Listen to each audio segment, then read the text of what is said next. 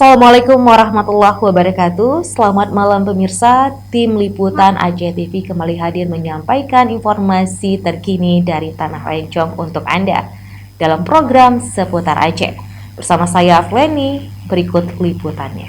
Hari ini kami dari Satuan Reserse Narkoba Polres Aceh Tengah dalam beberapa bulan terakhir berhasil mengungkap tindak pidana penyalahgunaan narkotika jenis sabu dan ganja yang selama ini beraksi di wilayah hukum Polres Aceh Tengah.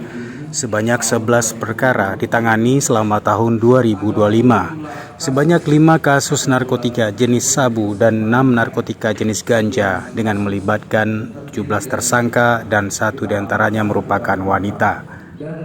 Dari ke-17 tersangka ini, polisi mengamankan sepasang suami istri yang selama ini melakukan peredaran narkotika jenis sabu. Selama setahun terakhir, pasangan berinisial IKD 45 tahun dan istrinya YND 45 tahun, warga Arul Kumar, Silih Nara, Aceh Tengah. Keduanya ditangkap di rumahnya bersama sejumlah barang bukti, 9 bungkus sabu siap edar beserta timbangan dan pirek. Kasat Narkoba Polres Aceh Tengah, Ibtu Fakrul Razi menyampaikan, pasangan suami istri tersebut mendapatkan barang haram ini dari bandar di Aceh Utara. Polisi masih melakukan penyelidikan terkait jasa angkutan yang mengirim barang ke Aceh Tengah serta tersangka lainnya tempat mereka belanja barang haram ini di Aceh Utara. Dari laki-laki dan 1 orang perempuan. Jadi barang bukti yang berhasil kami sita untuk jenis sabu sebanyak 9,53 gram dan ganja seberat 2.579 gram.